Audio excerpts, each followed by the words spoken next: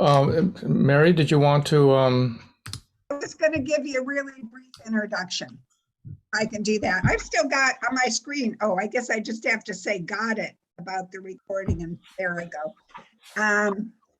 We're really happy this morning to have David Lee with us again. Can you get rid of that? I don't know.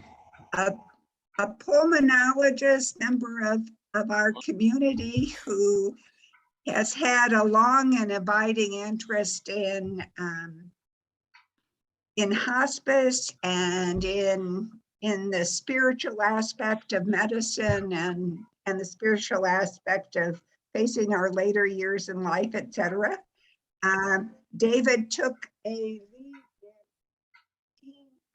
to go to Union Theological Seminary to strengthen that spiritual connection for himself and his knowledge of it. And we've benefited from that in the past as he has talked with us. And this past fall, it's Yale, right, David? You were at this time? Yeah, no, it's I did it again. It wasn't Union again, was it? It was Yale this time. Because Union, I wasn't going to move to New York City and have half the classes virtually. So I ended up, and Mary and Bob helped me sort of get in and be accepted for a non-degree semester at Yale, which we're going to talk about today. So, and that leads us to our topic for today. Somebody I think most of us had never heard of before and have a wonderful opportunity to learn about this morning, and that's Reverend Pauli Murray. So you're on, David. All right. So how many people here have heard about the Reverend Dr. Pauli Murray? Anybody? Not before. Nobody on screen two either? Only from you. Okay. So let me get started. Good morning and welcome to this talk on a Palm Sunday. It's a Palm Sunday with Ketanji Brown Jackson confirmed as the first Black woman justice of the Supreme Court of the United States. It's a time of hope, and hope that has been built on others' hopes and so many legacies of work and suffering. Pauli Murray would have been so proud. So I'll address today the question, who is Pauli Murray and why might she be important to us today and as a spiritual guide? I hope after today's forum that you might be a bit curious to learn more about her, and I hope that I can be an adequate messenger for her spirit. But an additional hope today that I have is to disrupt all of our spiritual lives a bit, to change us for the better for having heard about Pauli Murray. That our purpose and meaning, our inspirations and the sense of belonging in our lives, that all of that might be seen a little bit differently. I hope that we can all be humbled and then inspired by her. The quote that I introduce this forum with is hers. I speak for my race and my people, and it introduces her book of poetry, Dark Testament. It is not the entire quote though. The whole quote is actually much richer.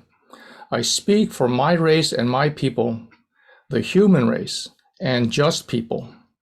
I speak for my race and my people, the human race, and just people. That was Pauli Murray's mission. There is a mystery, a bit of a wonder, an amazing story. And the mystery is, how does a queer Black girl from Jim Crow, North Carolina, become an icon of human rights? How does she have a residential college at Yale University named for her? And how does she become a saint in the Episcopal Church? More generally, how do suffering and trauma, personal suffering and institutionalized trauma, not result in hatred, fear, and hypocrisy? Those three responses, hatred, fear, hypocrisy, those are called the three hounds of hell, as Howard Thurman calls them. The hounds of hell that pursue and try to destroy those who are victims of systems of disinheritance, disempowerment, domination. So how did this poor queer Black woman overcome? Pauli Murray's life answered those questions amazingly well, and she answered them as a Christian. As a lawyer and as an activist, she was implicitly sustained by a faith that refused to believe anything less than recognizing that all men, all people are created equal before God. And late in life, she explicitly embraced that call to become a priest, to minister as a suffering servant, the path of life that Jesus had exemplified. So I'll use the first part of this talk to summarize how Pauli Murray combined her anger and her intelligence to produce results that furthered social justice. And that's already an awesome story. I will also describe how she accomplished that despite facing terrible emotional challenges, and how she was psychologically damaged but not broken. That's a bit of a sad, but it's also a triumphant story. And finally, we'll describe the way her life culminated with her becoming ordained as one of the very first female Episcopal priests. After all her struggles, her pains, her triumphs, she was able to live finally more at peace with herself and with the world. I hope that my prepared words will take only about 30 minutes because I want very much to take time for questions. Let's start with her story. First, Pauli Murray was an intellectual giant. Anne Pauline Murray, that's her full name, was born in 1910 to middle-class Black parents in Baltimore. Her mother died when Pauli was 3, and she was raised on her family homestead in Durham, North Carolina, by her aunts and her grandparents.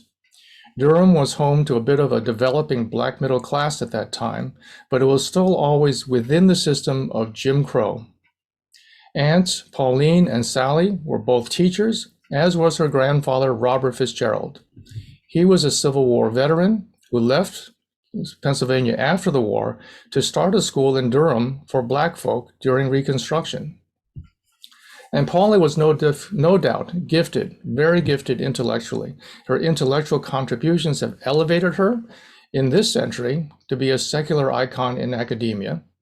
But from an early age, from preschool, she always demonstrated an immense aptitude for absorbing and questioning. And one of her favorite mottos was, "Don't get angry, get smart."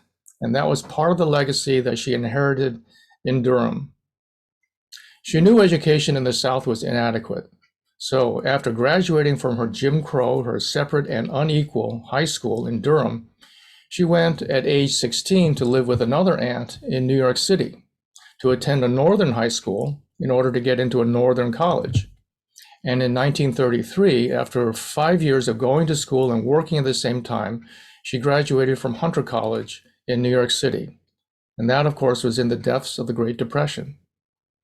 She survived the 1930s with odd jobs, and during that time, she was exposed to the various political and social movements of that time, including to communism and a bit to Gandhian nonviolence. She was rejected from graduate school at the University of North Carolina in 1939 due to her race. But by that time, she had lost her fear of Jim Crow. As she said, she achieved, quote, "the liberation of my mind from years of enslavement." And so she began her work for social justice and human rights.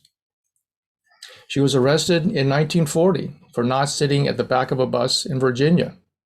She was part of an unsuccessful national campaign to save a Black sharecropper from execution. And these experiences exposed her to the civil rights movement and its lawyers, among them, of course, Thurgood Marshall. They suggested that she might want to study law, but her first passion was writing. So she ended up studying law, and she started at Howard Law School in the fall of 1941, quote, "with the single-minded intention of destroying Jim Crow." But at Howard, she discovered right away that men fighting for the civil rights for Negroes felt easily entitled to exclude women from the struggle. So what does she do? She graduates at the top of her class. And then she gets rejected by Harvard Law School, when she applied there for a master's program, because Harvard did not accept women then. And the rest of her career followed a similar pattern. success that she earned, followed by doors being closed by white traditions and male traditions. She always had to do workarounds, always having only low-paying jobs, and all the while she produced a body of legal work that prepared the way for groundbreaking cases that were still years in the future. She was among the first to recognize how race, gender, law, and employment, they're all connected, and they're connected in many, many unfair, unjust ways. At Howard, and this is in 1944, she was the first, actually, to propose that Jim Crow, that separate but equal doctrine from 1896, Jim Crow might be eliminated with a strategy based on the Equal Protection Clause of the 14th Amendment. That was 10 years before Brown versus Board of Education. She was also among the first to suggest using the same Equal Protection Clause to extend civil rights to include women's rights. And she worked to include the word sex, the term sex, in the anti-discrimination wording of the 1964 Civil Rights Law. It wouldn't have been there without her. Along the way, she wrote her first memoir called Proud Shoes in the mid-1950s. In 1965, she was the first Black woman to receive a doctorate in law from Yale Law School. And in 1966, her brief with Dorothy Kenyon while they were both working for the ACLU, that helped overturn an Idaho law prohibiting women from serving on juries. That was kind of common at that point. And the arguments in that case were quoted and they were referenced by Ruth Bader Ginsburg in Ginsburg's 1971 Supreme Court case, Reed versus Reed, that landmark victory that began the decades elevating women's rights in work and law. It took a Black woman to understand that achieving human rights meant confronting and dismantling assumptions about sex and race. Race and sex are constructs, and they can deny our human dignity and equality under the law if we choose to do so.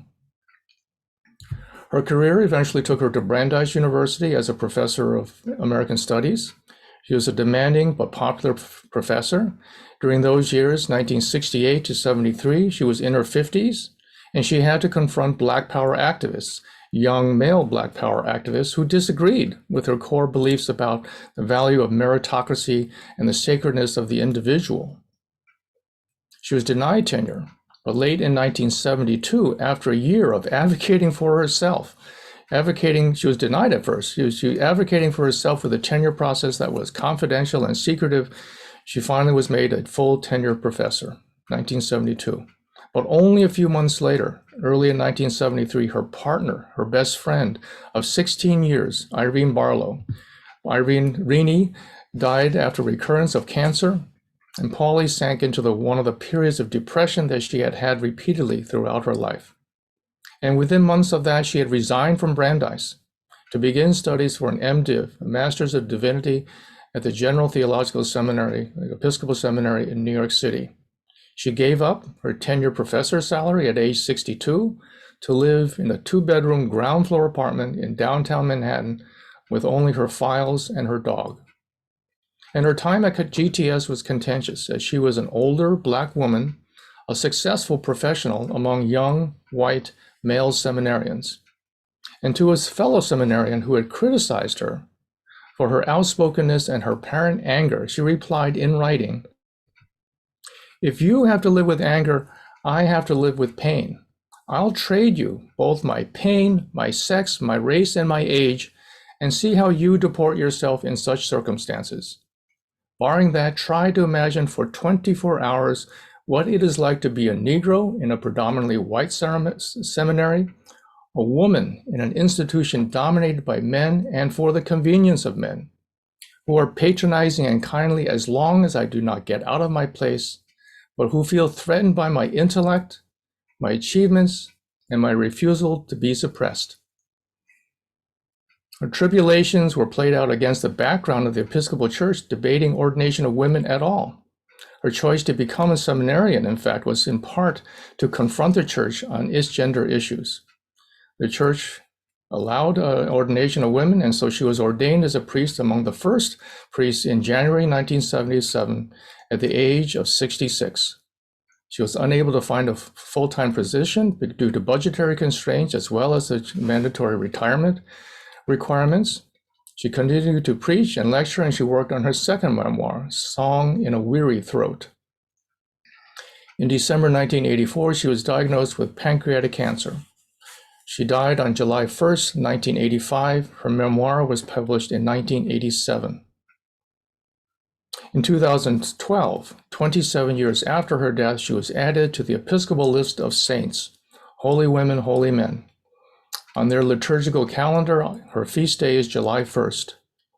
In 2017, Yale University named one of its new residential colleges for her.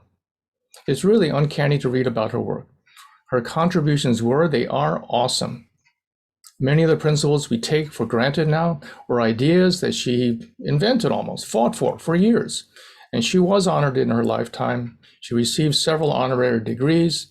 She was not quite unsung, but she was never quite made heroic in her lifetime, as she has become somewhat after her death. And she has, in fact, become rather forgotten. And now, that's one of the reasons I'm doing this. It's time to resurrect her memory.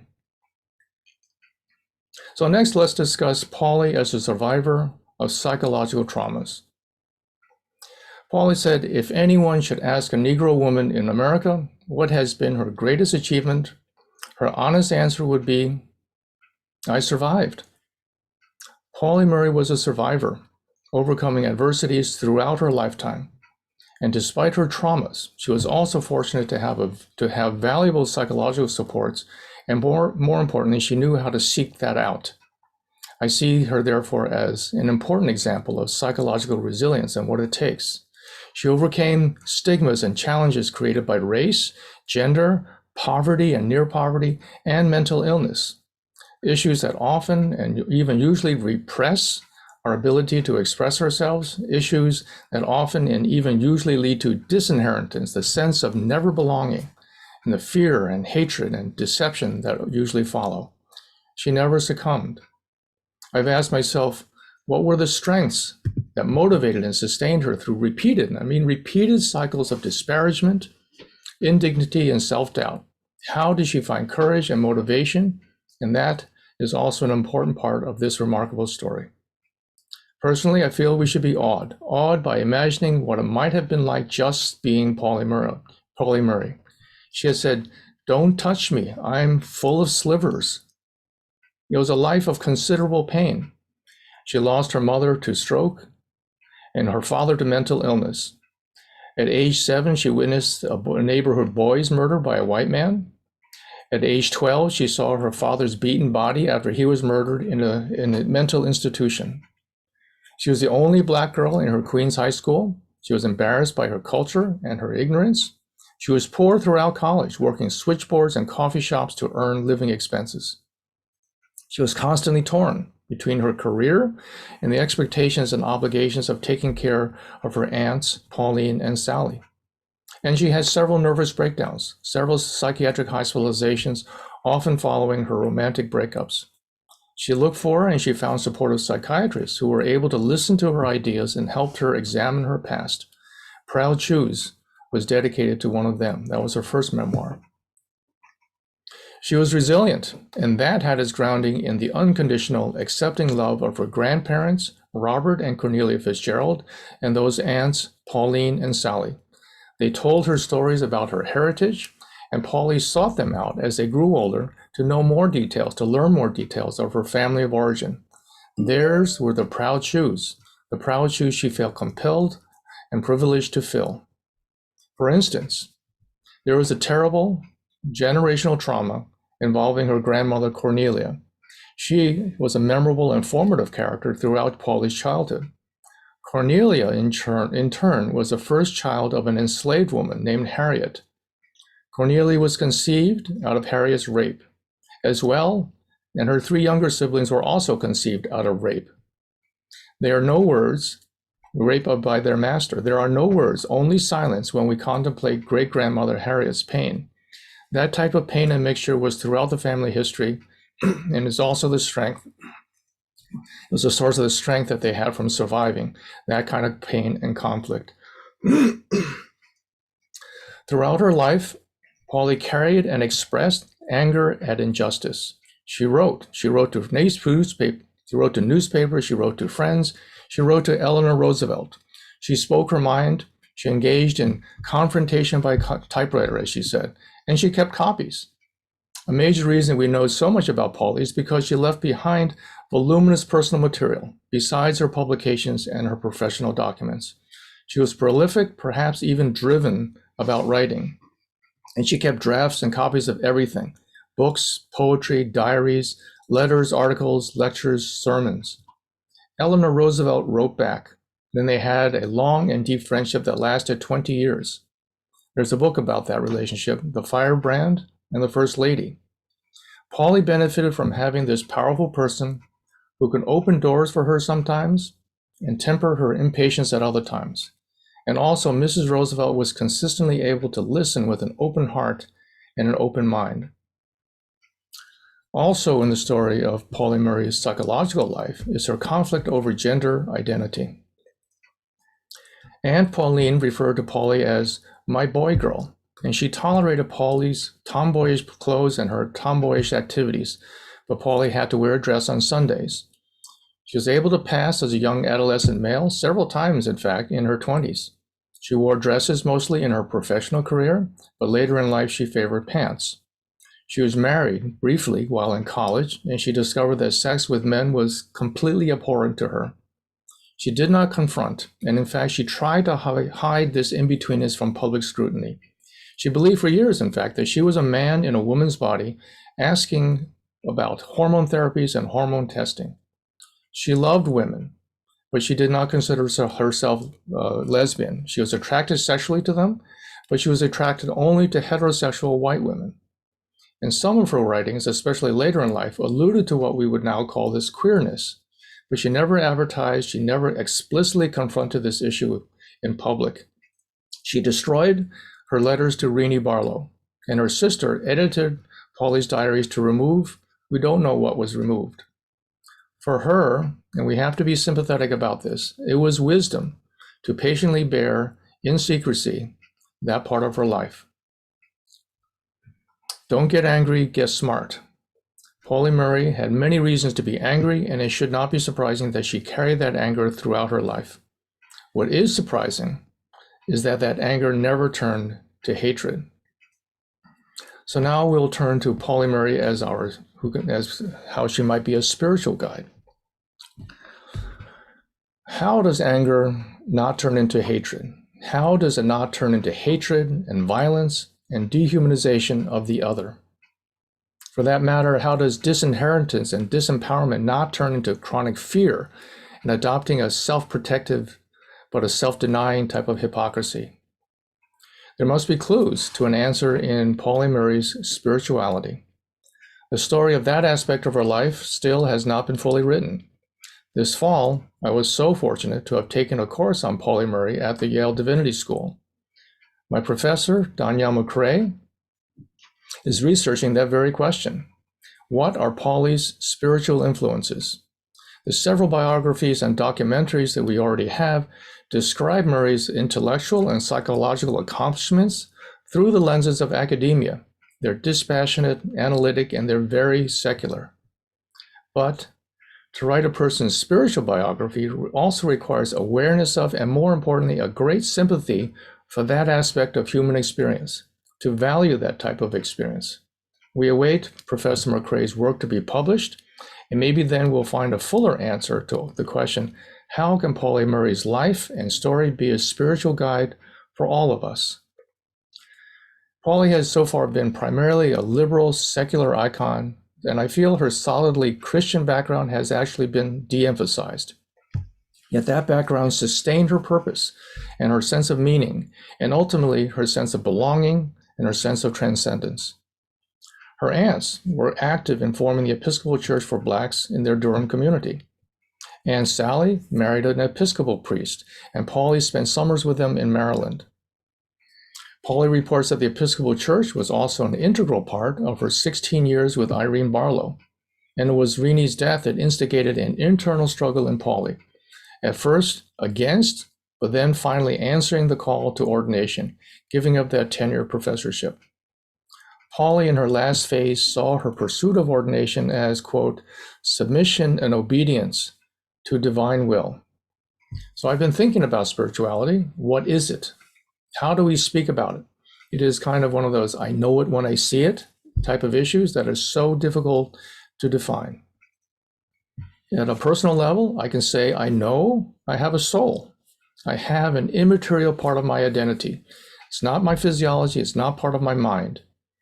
That soul, that unwounded self, a true self, if you call it that, a spark of God, many names for that.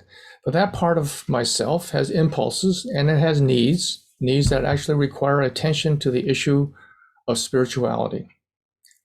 So some of these questions that we have, what kind of ultimate reality do we align our explanations? How do we align our values?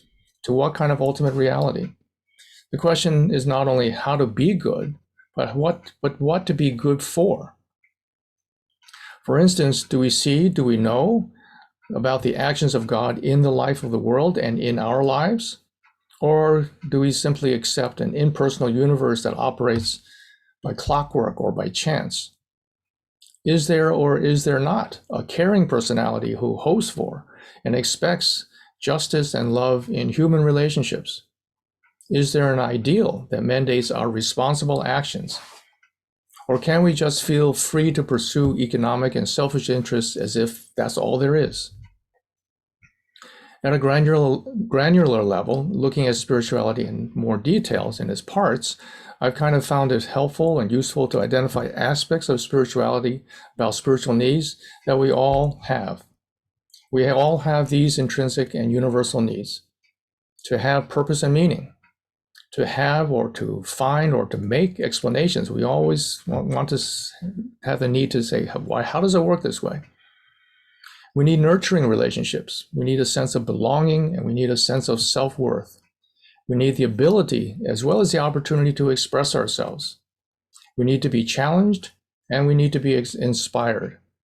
And finally, we need to recognize some kind of transcendence, that we are connected to something beyond ourselves. These were the spiritual needs that Pauli Murray was able to have met despite her traumas. And these are spiritual needs that we can all hope to be met in our lives as well. Pauli Murray, through most of her life, may not have operated with a conscious intention to live a spiritual or a pious or a God-oriented life. Her legal and her activist writings speak with righteous indignation, using arguments from law, sociology, economics, and psychology. Her book of poetry, Dark Testament, those collected poems of hers, speak of universal human triumphs and struggles. But her Christian background does show up. It shows up in the various sources. She references those Christian sources of meaning and sustenance in her poetry. After Renee Barlow's death, Pauli had a crisis of meaning. She was successful, but she was now alone. At that point, she recalled, quote, "It was in the church that I had found the comforting belief that the living and the dead are bound together." And she also felt, quote, "an urgency to complete my mission on earth in the days left to me." That crisis led her to her being called to be ordained as a priest. After 3 years of seminary work, which she actually described as the hardest 3 years of study she had ever undertaken, she found a way to express a combination of Orthodox doctrine and liberation theology. She spoke of a Jesus who is fully human, and thus who fully knows the limitations and the potentialities of being human. Jesus is a standard of self-giving in the service to the least of these, which then, of course, includes most of the human race. And what would Jesus do? That question becomes a challenge and also a hope that in doing for the least among us, there's always God's presence and God's promise. We can all be part of that responsibility. We can all be suffering servants in an arc of history that will always be difficult and in which we will never, ever be alone. There's a human dimension and there's a spiritual dimension to life. In the human dimension, we work, we do our best to have just and kind relationships, we fight for human rights. But there's another dimension of human existence, that spiritual or transcendent dimension. It doesn't involve progress, it doesn't involve measurement, it doesn't even involve reason. That spiritual dimension asks the spiritual question. It asks whether we have and why we might have interests beyond our self-interests, and how we might find the courage to promote that. The spiritual dimension asks whether there is any force beyond power and domination that should motivate our actions and our desires. The spiritual dimension wonders, does the theory of natural selection only operate through competition, or is there a role for solidarity with others and collaboration? The spiritual dimension asks, why have we been given these amazing, wondrous gifts of memory, reasoning, and willpower? Are they there to advance the interests of ourselves, our in-group, and our tribe? Or is there some other explanation for having a conscience that wishes for belonging and connection and a shared peace, peace within ourselves and among ourselves?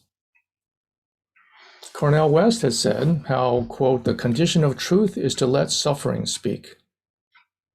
Pauli Murray's writings speak volumes of the suffering that is inherent in being queer and Black and a woman. Her life is a testimony to the effort she made not only to survive her personal sources of suffering, but also then to challenge the institutional sources of her suffering. We all face barriers. Life is suffering, as the Buddha reminds us, and role models help us to find the inspiration and fortitude, the courage to face and hopefully surmount those barriers. Pauli Murray's life story is just such a role model, and I feel we should feel humbled by her accomplishments and inspired by her example. Intellectually and psychologically, she was a giant, but it is her spiritual example that can be an inspiration for us. She proclaimed in her words and her examples that God's love can triumph over despair. It is love that makes it all possible.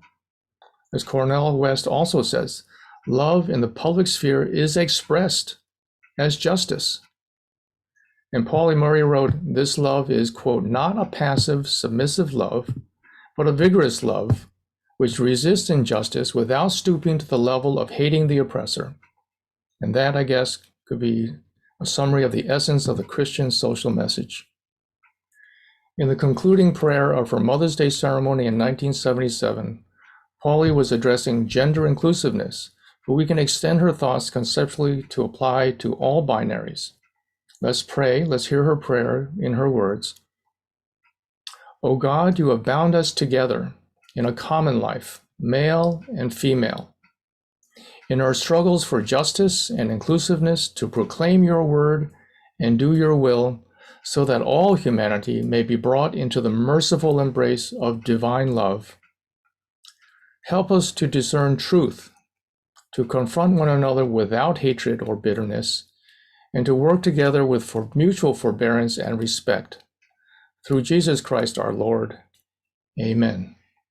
So thank you so much for your time and this chance. Okay, questions?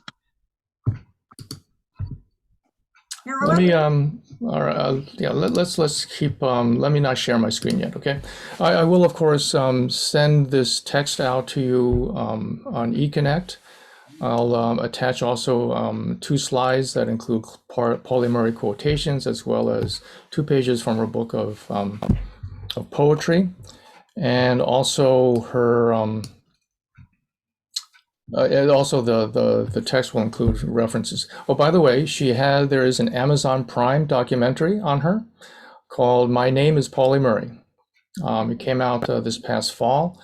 It's about an hour and a half long, I think, and it's pretty good. It's pretty amazing. But it's, again, one of these secular things. It talks about how she's a wonderful social justice activist and an amazing legal scholar. It doesn't touch as much on her. It touches a bit, but it doesn't touch as much on the spiritual. I'm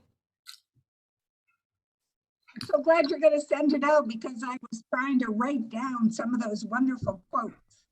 Oh yeah, I like quotes. I like sharing quotes. It's Carolyn, did you want to ask a question? Yeah, I just wanted to say I was very intrigued by everything you said and would really like to know more. And so as you were speaking, I snuck into the Monroe County Library System website and found out there are 11 copies of Firebrand and the First Lady. Actually, now there are 10 available because I requested one.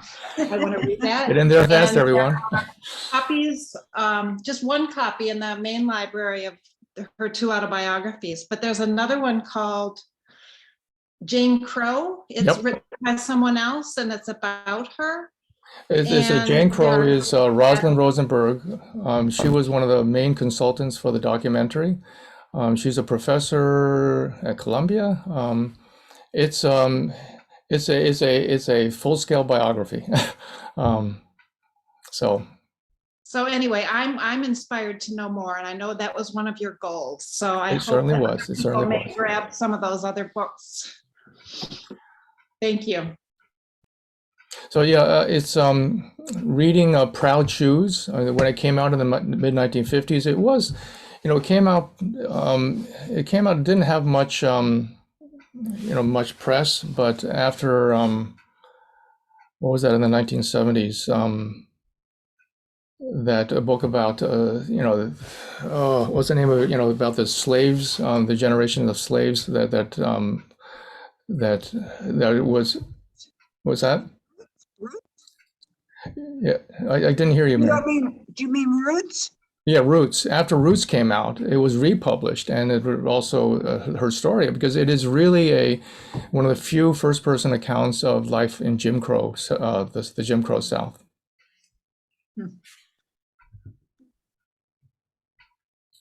Other Anybody questions? else? So, Or thoughts or comments? Doesn't have to be a question. Marie, Well, Okay. I was wondering, I might have missed it, but did she serve at a church? What did she do as a priest? she graduated at age, she was ordained at age 66. She worked as a kind of a travel priest. She was doing lectures at the same time, but the church was shrinking at that time, and there was a lot of trouble with finding salary positions. She never, the story of her life. Well, she got a tenured professorship, then she gives it up in 2 months, or 6 months. It's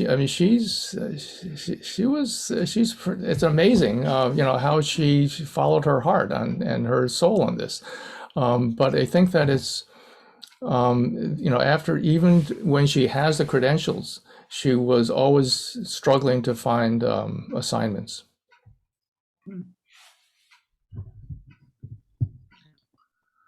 Elaine,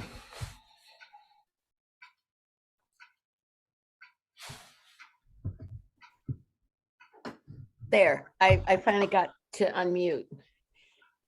Oh, just fascinating. Absolutely fascinating. I am so pleased that you have done this, David, that you have provided this for us.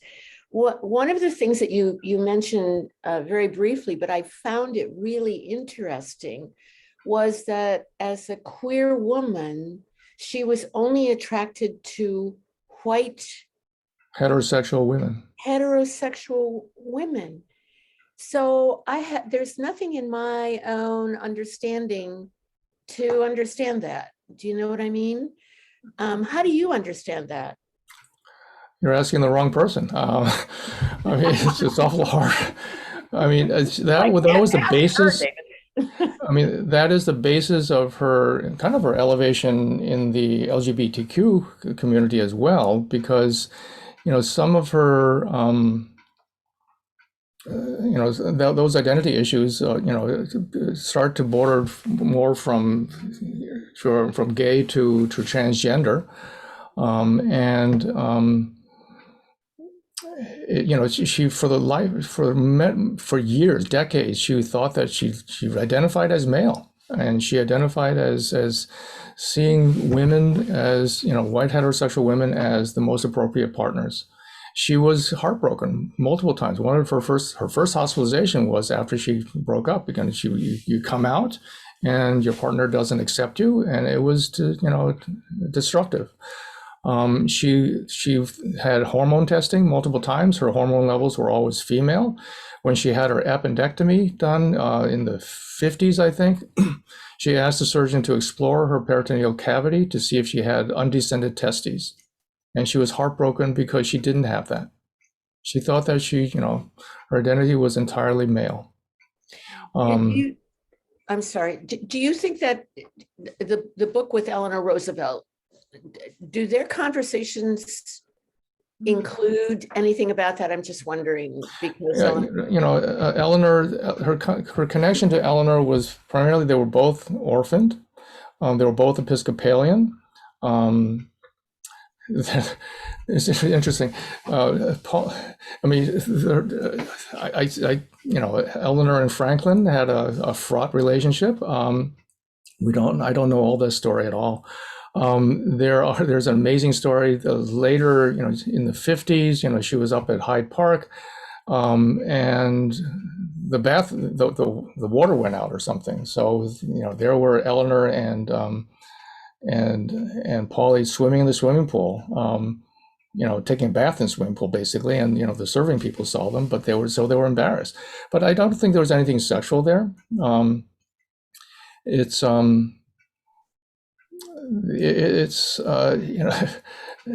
Eleanor was a great mentor. She was obviously older, yes. but Polly, well, the first time she saw Eleanor Roosevelt, it was in one of these WPA camps, that they're called the she camps as opposed to the CCC camps for men. And Eleanor Roosevelt was in the West Point area. She came to visit, and Polly was unimpressed. she didn't stand up. It was I don't know why. And she got lambasted for that by the head of the camp. Polly had one of her powerful. If you had to buy one book, I would ask you to buy Dark Testament, the book of poetry. When Martin Luther King was assassinated, there was they read that Dark Testament poem as part of the one of the celebrations of civil rights. The Dark Testament is a poem about the drive to freedom, and how despite all the injustices, Black people are still searching for freedom. But Polly, if anything, Polly detested Franklin.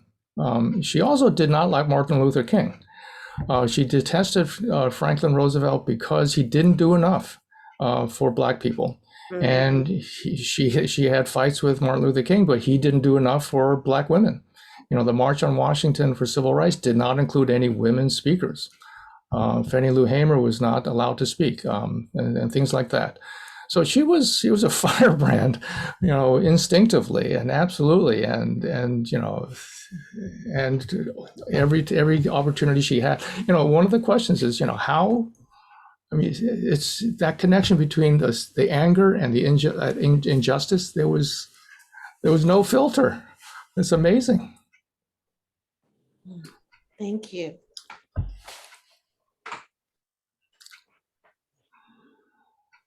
Anyway. Bob? Hey, Corey. Oh, sorry. Was Corey next? I'm sorry, Bob. Corey next. I'm sorry. Bob can go next. Go ahead, Corey. All right. Well, I was gonna say I related. I had never heard of Polly Murray, which now is surprising to me.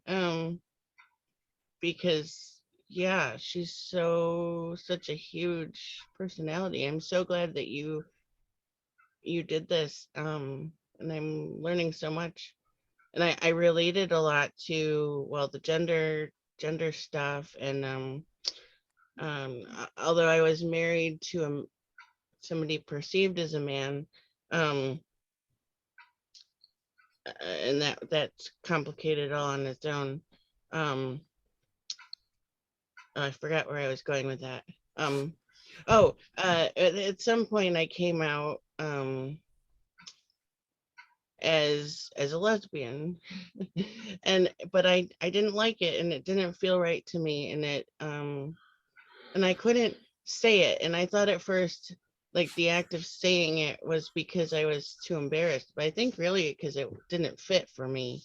And for me personally, I say that I'm queer, and and I'm pansexual, so which means that I'm pretty much attracted to. It doesn't matter about gender. Any it. I'm also demisexual, which is on the asexual spectrum, which demisexual is I have to know somebody before I can be attracted to them. Like it's not just like the idea that somebody could look at somebody, like I can say, oh, that person is attractive, whatever Yeah. that means. But anyway, but I do have friends who are very specific like that, who are only attracted to one gender, and yeah, I think it has to do with perception of. I think what you said was probably true, that she felt like she was a man in love with a woman, and if when you get into a relationship with somebody, it's very different, and I don't know that I could say it in words, but to be in a relationship with a woman who loves only women when you feel like a man isn't gonna work. I was talking to somebody in that who was in that situation, and it just didn't it didn't resonate for me. And I think that these experiences this is a generalization. It's not I mean, sexuality is, it's such an under-discussed experience. Our hormones are powerful, but they interact with our politics. I mean, it's your identity is related to your group. I think that to really be able to see oneself separate from the group identities, it takes, I can tell you, it takes a long time. It takes a long time to work out the sources of your values, right? How you see yourself as, in gender, in terms of gender and race and politics. I mean, that the whole issue of, think fast and versus thinking slow, it has to do with whether or not we see ourselves as, we're not rational ultimately, right? We're not rational.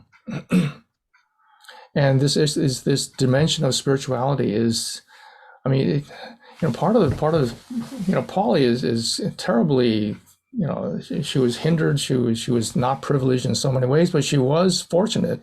She had wonderful parents. She had wonderful grandparents. She grew up, with this incredible self-esteem that people just try to take away from her, but she refused to succumb to that.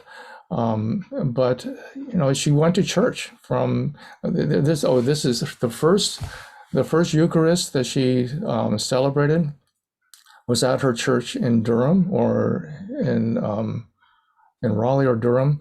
It was a church where grandmother Cornelia was baptized. Grandmother Cornelia was baptized. Remember, she was the victim, the child of rape, as well as those siblings. The father, Sidney Smith, loved Cornelia. Not in any sexual way, but he was absolutely enamored, and he raised Cornelia, a slave girl, as his own child. He never had other children. His brother hated him for having abused Harriet so badly. His sister Mary Smith was one of the big donors to University of North Carolina, which was why one of the reasons that Polly thought that maybe she could get into, and there were debates about allowing Black people into UNC at that time, but that didn't flow. That didn't happen. But Cornelia went with. She was baptized in this church. Her Miss Mary Smith brought this whole clan of Sidney's children, these Black and the children that he had by Harriet. They would bring them to the church every Sunday, and Cornelia's family would sit in the balcony in the back, and the Smiths would sit in the bottom. But it was part of their tradition.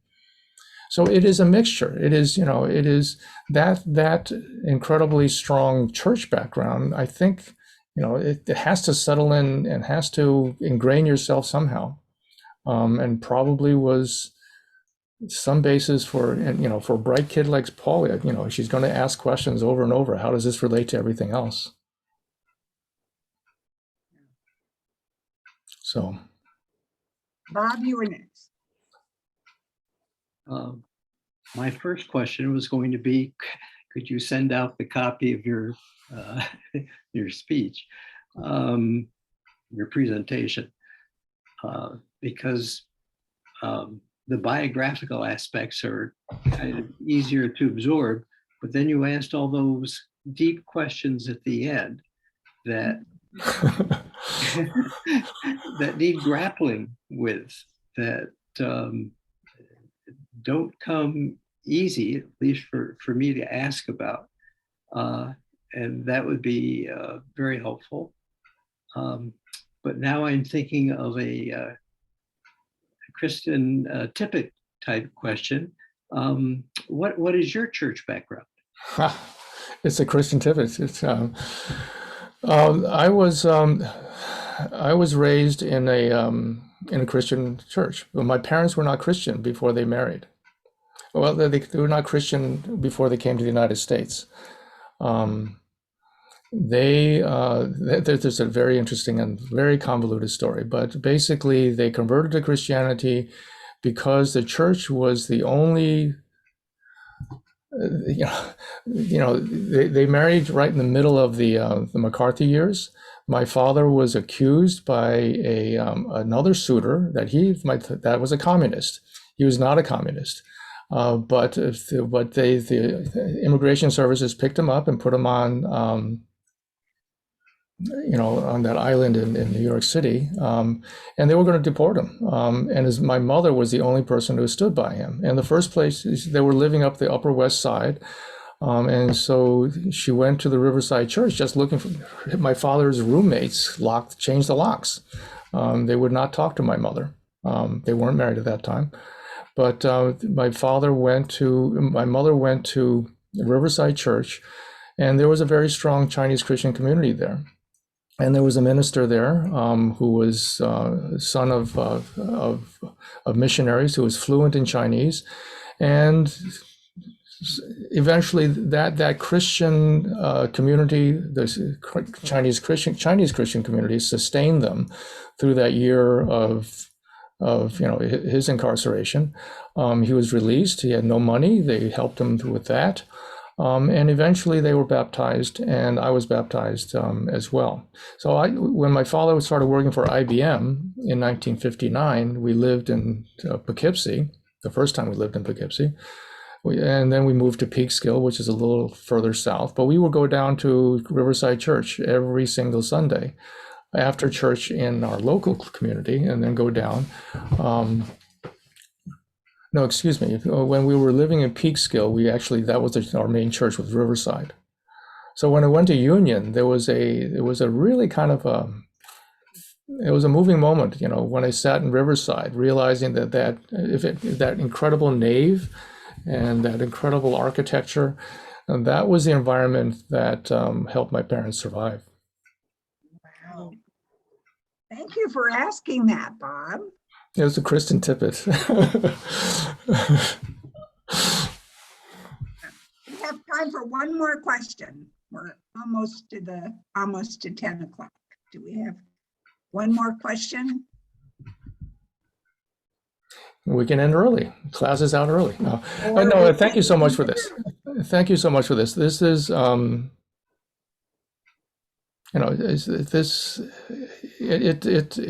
all the privileges we have, that Union experience was unbelievable. This Yale experience was different. It was very different. It's different to be in a divinity school from being in a seminary. But these exposures are fantastic. The privilege, I've been thinking about, privilege is what allows us not to feel the pain of others. The ability to be able to be spared. And part of the inspiration of Pauli Murray and part of the humbling aspect is, she wasn't spared that. She was, she did not have many of the privileges. She had a few, she had terrible childhood adverse experiences, but she also had some incredible, childhood supports. But if she can do what she did without the privileges that we have, what the hell are we doing? And next time when I speak about Abraham Joshua Heschel and that essay on the meaning of this war, it's part of the reason I want to bring that up was because we all feel so powerless these days in the state of affairs, whether it's COVID or the war in Ukraine. But Heschel said that all evil is related. So if we wish to fight, we can't fight the evil of Putin.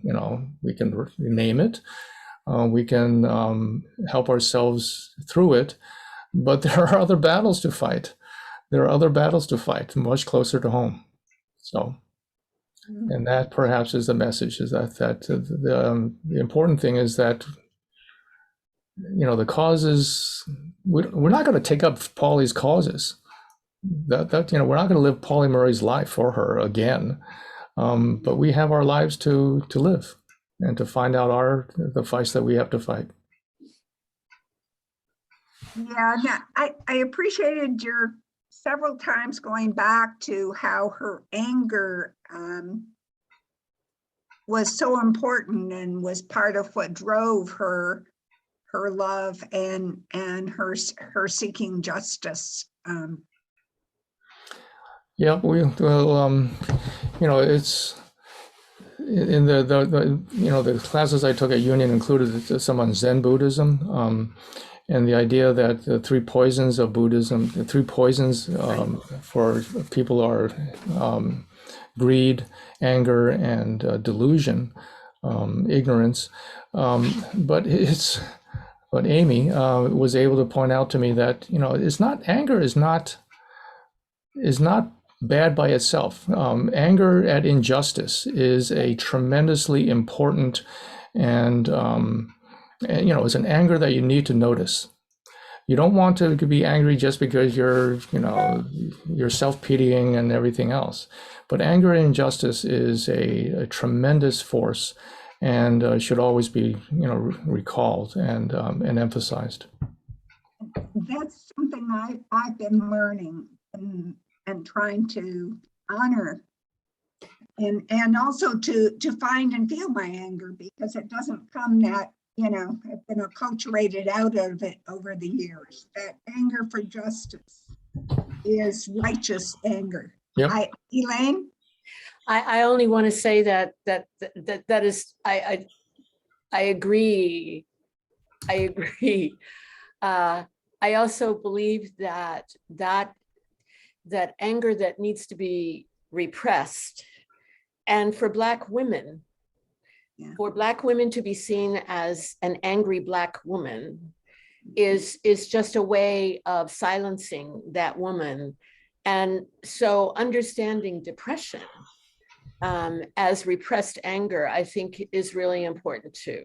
The need to find ways of expressing it is just so critical. But for us as privileged people, the requirement that we allow that expression is so important. Anyway. Yep. It's a good can of worms I opened up. That's a can of worms, and that, is one of many things that is worthy of more discussion, I think, for all of us as we go forward.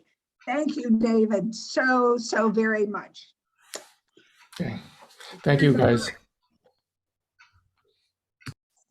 See you all next time.